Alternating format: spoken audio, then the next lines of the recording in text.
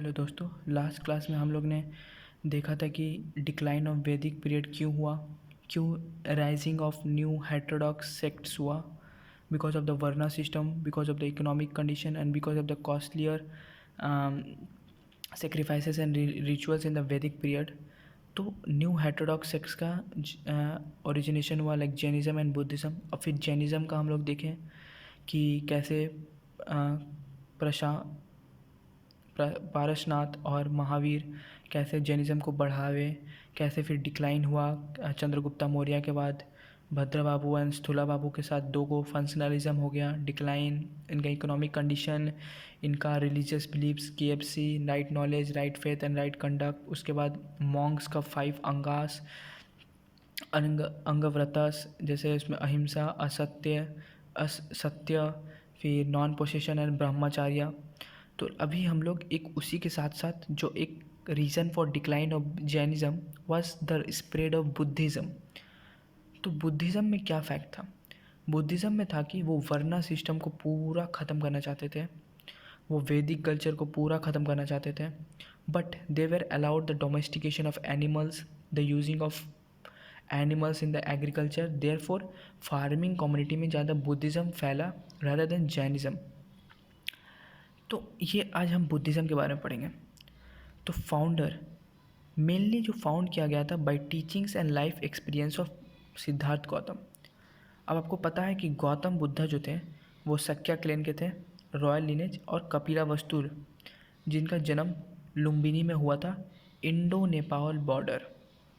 Born in 563 BC, born हुए थे 563 BC में सक्या क्लैन में और कपिल वस्तु में, जहाँ लुम्बिनी में, इंडिया नेपाल बॉर्डर।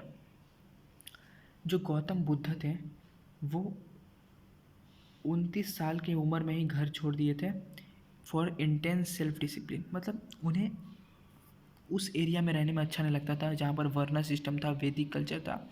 तो लोग अपने ही खोज में एक ब्रह्मचारी के जैसा बाहर घर छोड़ के चल गए 29 साल की उम्र में। और इनलाइटनमेंट, बोधि इनलाइटनमेंट, गेंड बोधि इनलाइटनमेंट अंडर पीपल ट्री बोध गया। बोध गया में वो एक अपना पहला इनलाइटनमेंट लेते हैं बोधि ट्री, मतलब पीपल ट्री के अंदर, जिसको हम लोग बोधि कहते हैं।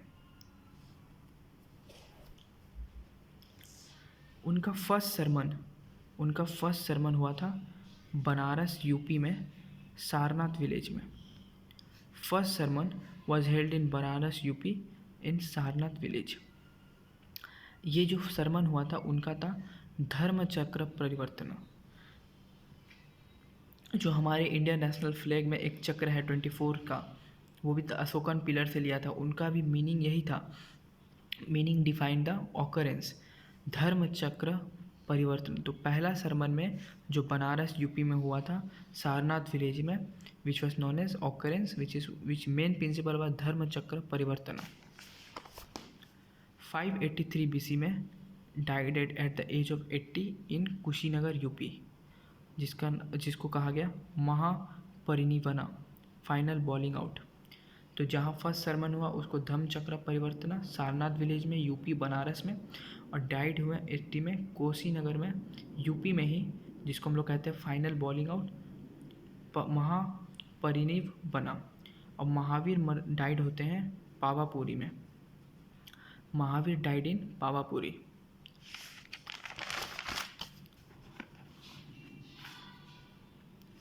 फिलोसॉफी, अब जैसे जैनिज़्म का फिलोसॉफी में क्या था, KFC, 5 अंगस, तो इसमें था मेनली नोबल ट्रूथ्स, सच बोलो तभी कुछ होगा, world is full of sorrows, desire is cause of sorrows. मतलब जो हमारा जो वर्ल्ड है, जो दुनिया है, वो पूरा दुख का है, और जो हमारा चाहत है उसी के कारण हमारा दुख होता है, और इस चाहत को पाने के लिए हम लोग को दुख को हटाना पड़ेगा। And the only way this can be done by following middle path, एक बीच का पाथ निकाल के, जिसको हम लोग कहते हैं अष्टांगिका मार्ग, और नोबेल 8 फोल्ड पाथ। अष्टांगिका तो डिज़ायर को हटाओ या सौरों को हटाओ, वो हम लोग कर सकते हैं एक मिडिल पाथ से, और इसको नाम दिया गया है अष्टांगिका मार्ग, और नोबेल 8 फोल्ड पाथ। तो 8 फोल्ड पाथ क्या था, right view, right intention, right speech, right action, right livelihood, right effort, right mindfulness and right meditation. ये 8 चीज़ों को अपनाओ और आप पूरे दुख से अपरजय हो जाएंगे।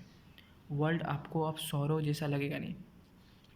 So these 8 were the reason for the process of elimination of desire and ending of suffering led to freedom for an or an rebirth. ये जो 8 चीज़ फॉलो करेगा वो अपने डिज़ायर को ख़त्म कर देगा, अपनी चाहत को ख़त्म कर देगा, और जिस चाहत के कारण एक दुख आती है उस दुख को भी एंड कर देगा, और ये आपको एक आज़ादी दे देगा फ्रॉम रीबर्थ और rebirth. Prayer and sacrifice will not end desires. Vedic culture opposing Vedic culture, that prayer and sacrifices will not end desires. Only this eightfold path or the middle path of Buddhism can only end paths or end desires or end suffers. अब इनका और एक चीज़ था concept of Karma. बोलते थे कि जो काम करेगा वही, जैसा काम करेगा वैसे ही सब चीज़ मिलेगा. Connection between different lifes established by karma. एक दूसरे का जो जीवन है अपने कर्म से ही हम लोग उसको बांधते हैं. इन ब्राह्मणिकल ट्रेडिशन कर्मा एक रिचुअल एक्शन है, लेकिन in Buddha teaching karma intention lead to actions of body speech mind. Brahmanical tradition में कर्म एक हम लोग रिचुअल है, एक कर्म एक रिलीजन की तरह प्रति एक काम है. बट इन बुद्धा टीचिंग्स में एक कर्म एक इंटेंशन है, मतलब जिससे आपके शरीर आपके मनोबल को एकांत्र करता है. रिवर्थ governed bye cumulative results of Karma. समझे? तो बुद्धिज़्म का कर्मा क्या बोलता है कि ये दो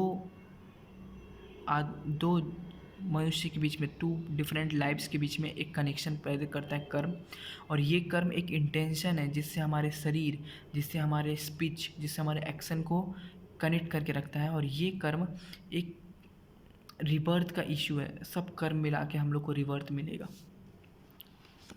तो कर्म हो गया. एंड दूसरा वाज एम्फेसिस ऑन अहिंसा. अहिंसा में बहुत जोर डाले थे. तो critic of Brahmanical animal sacrifices, मतलब एनिमल सेक्रीफाइस के विरोध थे. एम्फेसिस ऑन अहिंसा.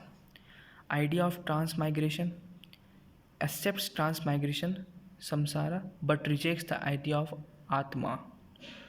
मीन्स ट्रांसमाइग्रेशन का मतलब कि अगर आप यहाँ मरेंगे तो न्यू जन्म में आपके कर्म के हिसाब से, जैसे महावीर क्या बोले थे कि आप अगर यहाँ अच्छा कर्म करेंगे तो वहाँ आप अच्छे कास्ट में जन्म लेंगे न्यू रीबर्थ में. लेकिन यहाँ पर वो एक्सेप्ट ट्रांसमाइग्रेशन को एक्सेप्ट करते थे, बट वो वर्ण सिस्टम वाले पे डिपेंड नहीं करते थे. Varna does not depend upon the varna system. Existence of gods. Buddha may be called as agonist because he neither or accepts the existence of God. वो एगनिस्ट थे. वो ना ही बोलते थे कि गॉड है और ना ही कहते थे कि गॉड नहीं है. Rejection of Vedas, rejected authority of Vedas and varna system. Condemnation of Brahmanism. Buddha condemned complex ritual and ceremonies.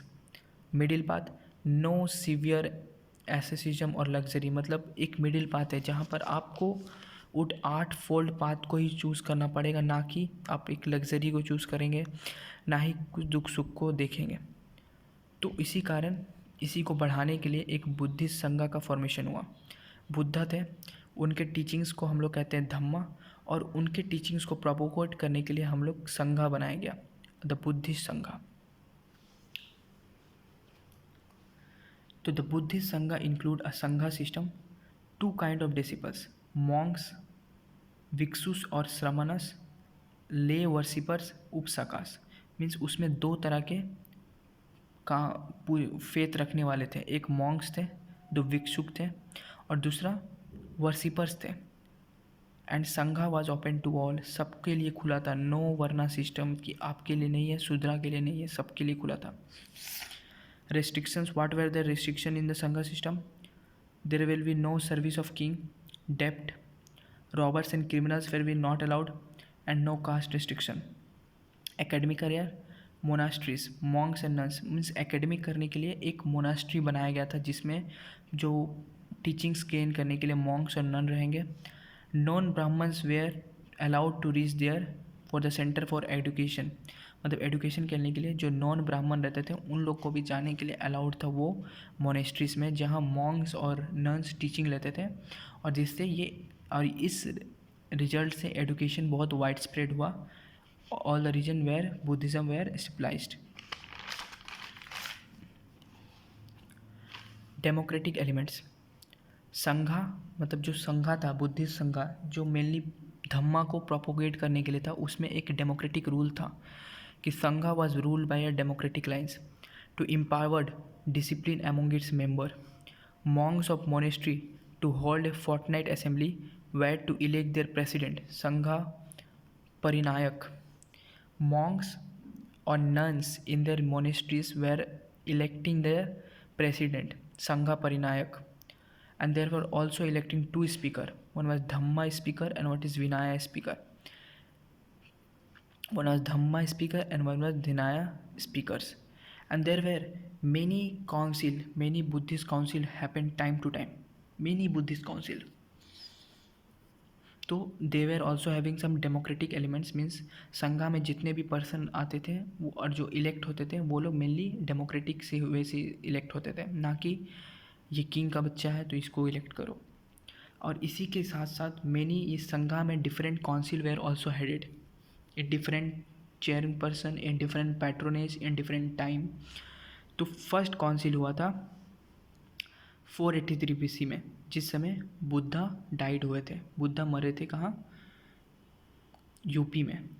तो उस समय जब Gautam Buddha died, after that they arranged a council to discuss on future of Buddhism. तो ये मेनली हुआ था पाटलिपुत्रा और राजगृहा में. उस समय राजगृहा नाम था बट उसके बाद पाटलिपुत्रा हो गया था. चेयरपर्सन कौन था? Mahakashyapa. Patron Ajatashatru. Patronage was Ajatashatru. Result Sutta Pitaka and Vinaya Pitaka compiled by Ananda and Upali. Means Sutta Pitaka was compiled by Ananda and Vinaya Pitaka was compiled by Upali in Pali language. Sorted, the teachings of Buddha can reach to the common people with their common language Pali, not in Sanskrit language. In second council was held in 383 BC in Chholavanga, Vaisali in UP under the chairperson of Subhakami and under the patronage of Kalasoka. Under the patronage, and the results was, this council result was, monks of Vaisali wanted some changes. Means the monks of Vaisali who are living in the monasteries wanted some changes in their beliefs. Sikhism into Sthavira, Vedins and Mahasangika. Sikhism came into Sthavira, Stravidrins and Mahasagikas. Third council held in 250 BC under the chairperson of in Ashoka Varma Vihar and Patliputra, under the chairperson of Mogliputra Tisha and under the patronage of Ashoka Mauryan dynasties. And here Avidhamma Pitaka was compiled. Missionaries to various parts of world, and missionaries were sent to various parts of world to spread the Buddhism. Mostly they were spread to China, Korea, South Asian country, and therefore many of the Chinese pilgrims visited India who were Buddhists visited India for going to the Buddhist places. And fourth and the final council was held in Kandalavana, Kashmir. Chairperson under the Vasumitra and vice chairperson Asvaghosa. Under the Kausan dynasty rule, Kanishk. And here Mahayavasa Sastra. Mahayavasa Sastra, which was written in Sanskrit, and division of Buddhist into Hinayana and Mahayana. Division of Buddhist occur, and now the literature were also started to be wrought in Sanskrit language, which was not the language of common people. From here the division of peoples in Buddhism occurs, Hinayana and Mahayana. Now we are going to learn about the Buddhist schools, which was mainly on Vaisali.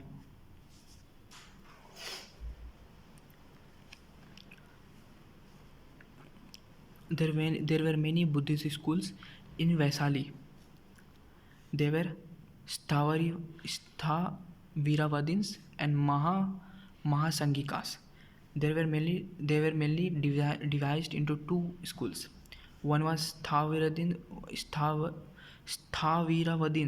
and Mahasangikas.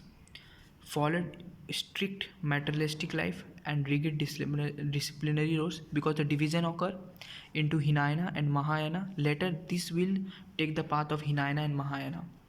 Followed strict materialistic life and rigid disciplinary laws, ordinary disciplinary roles, ideal worships. This Mahasangikas started ideal worships and also established the Bodhisattvas doctrine. Buddha soul, stories of previous life and reincarnation of Buddha started. Doctrine of Bodhisattva means Buddhist life, Buddhist soul, because Mahasangika believed that Gautam Buddha didn't took the moksha. He lived here like a young people. Okay, the doctrine of Bodhisattva occurred. And these Vradin schools were mainly Hinayana, and these Mahasangika school people were mainly Mahayana. Believe in orthodox teaching of the Buddha and considered him as man. Mahayana, developed after 4th Buddhist Council, accepted new ideas. So there the dysfunctionalism occurred. They did not believe in the reincarnation of Buddha and rejected the deification of Buddha, but they believe in the reincarnation of Buddha because of the doctrine of Bodhisattva.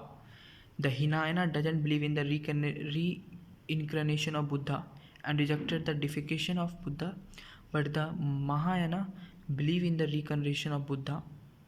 Okay, and they accepted the new council, accepted the new ideas, and wanted some changes in their disciplinary roles, and they started to do the ideal worship, but Hinayana didn't do the ideal worship. Now, expansion and development of Buddhism.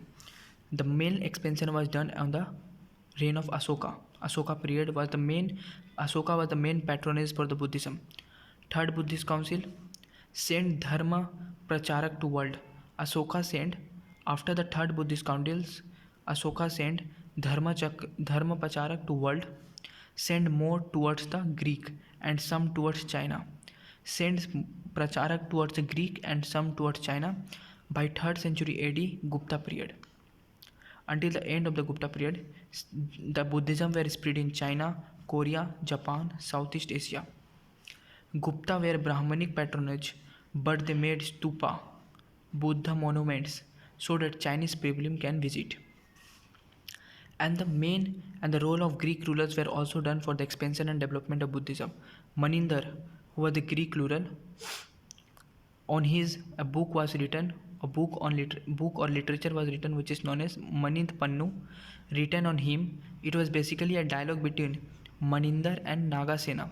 Nagasena, who was a Buddhist monk, who want Maninder to convert to Buddhism, and Maninder were asking some question to the Nagasena, and after getting satisfied with the question and answer of Nagasena, Maninder converted to Buddhism. So the role of Greek rulers were also very important for the expansion of and development of Buddhism. And lastly, at the late ancient period, during the time of 606 to 647 AD, Harshavardhan patronage, and Asvagosha, who wrote Buddha Charita. Asvagosha also helped for the expansion because he wrote the Buddha Charita, and Harshavardhana also helped for the expansion of Buddhism. So these were the main 4 roles of, mainly the role of Asoka, then role of Greek rulers, that is Maninder, and then Asokavardhan, Harshavardhan, and then Asvagosha, who wrote the Buddha Charita literature.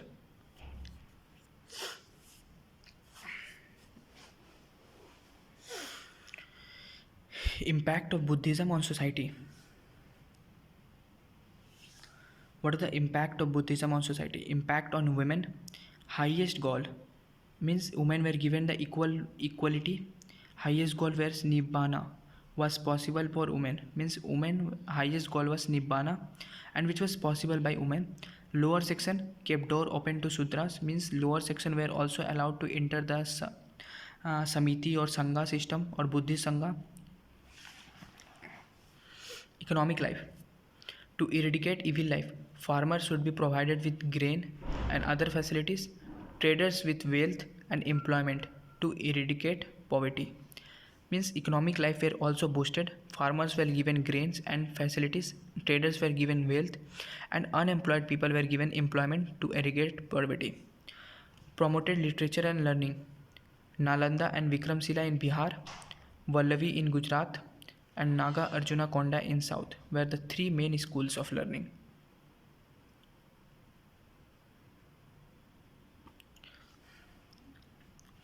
Art and architecture. Cave. Barabar Hills, Gaya, Nasik in Maharashtra, and Ajanta Caves. Sculpture. First human statues worshipped Buddha. Panels in Bodh Gaya and Sanchi and Bharahat, MP. There were the sculptures were built. First human statues worshipped was Buddha. Panels in Bodh Gaya, Sanchi Stupa, and Bharahat in MP. Painting. Main theme of post-Mauryan art form. Painting of Buddhism was the main theme of the post-Mauryan art form. Ajanta paintings, Ellora in Maharashtra, Ellora caves in Maharashtra, and Bagh caves in MP, where the paintings were engraved in the caves. About the cause of decline. Reform in Hinduism. During the Vedic period, many sacrifices and these and Varna system were very much difficult and very much expensive and very much difficult. So many reforms were came time to time in Hinduism period. In Hinduism, therefore, reform in Hinduism came. Corruption, and due to the monks who were living in the missionaries, they started like Mahasangika. They started to made some changes and started to do trading. They followed the trading and they become rich. So they were Buddhist Sangha, corruption in Buddhist Sangha, because most of the Buddhist Sangha people were the monks. They were living in Bihara and they were trading. Therefore, some corruption started, like Abhidhamma Pitaka were written in Sanskrit language, and this was not mainly studied by the common people because common people language was Pali and Prakrit. So here also some distinction came from Buddhism. And laws of royal patronage. Royal patronage start after the Gupta period. During the Gupta period, they started not to they started to eradicate Buddhism because they were mainly following the Brahmanic religion or Hinduism.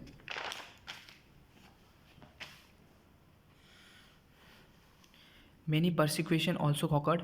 Use of Sanskrit, 1st century AD. Evidence of use of Sanskrit like Buddha Charita by Asvaghosa, first Sanskrit literature of Buddha, discarded Pali language of common people.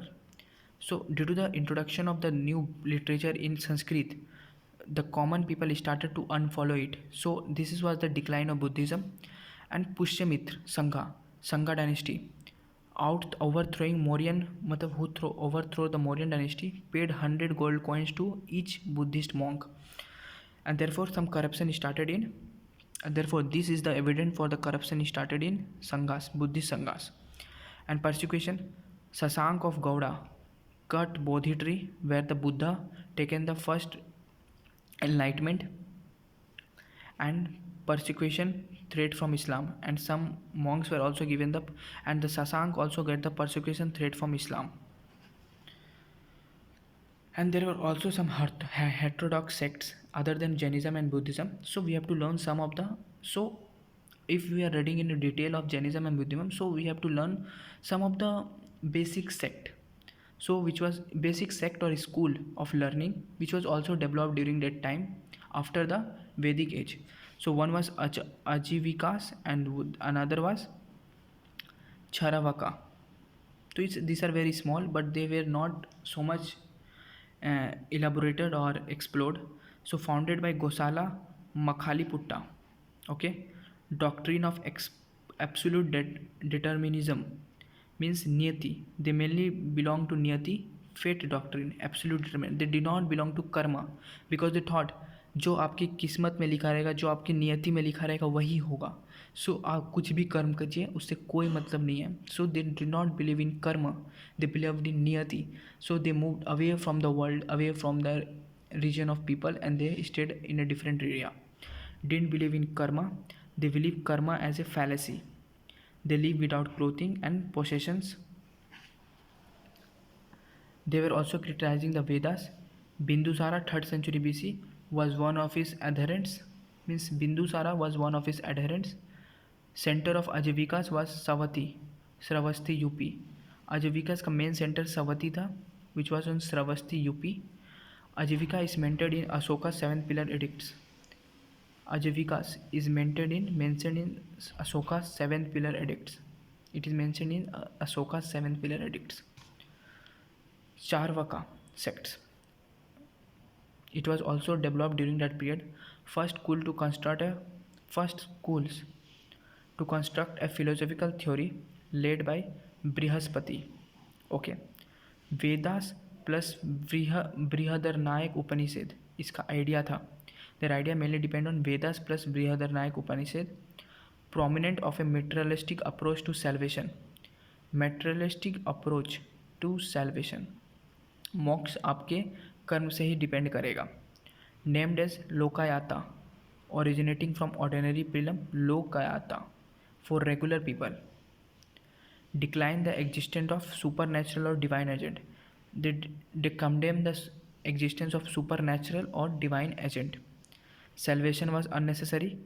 Denied the existence of Brahma and God. Means salvation या मोक्ष unnecessary है, इसका कोई मतलब नहीं होता. And they also denied the existence of Brahma and भगवान. सो यहाँ तक हम आपका यहाँ तक मेरा जैनिज़्म, बुद्धिज़्म और अदर हेटेरोडॉक्स जो सेक्ट थे उनका लेक्चर का टॉपिक ख़त्म हो गया. तो मेरे चैनल का नाम है गेन टू नो, पता ही होगा आपको. लाइक करें अगर वीडियो अच्छा लगा, सब्सक्राइब करें चैनल को, और ज़्यादा से ज़्यादा अपने दोस्तों में शेयर करें, क्योंकि अगर आप सब दोस्त पढ़ेंगे एक ही चीज़ को तो अच्छा लगेगा और दोनों शिक्षित रहेंगे. इसमें से मेरा एक मैथमेटिक्स का भी सीरीज़ है, उसको भी देखिए. ओके. और तीसरा तो करेंट अफेयर्स तो हर दिन अपडेट होते रहता है. करेंट अफेयर्स चैनल को विजिट करें, अच्छा लगेगा. देखिए सब वीडियो.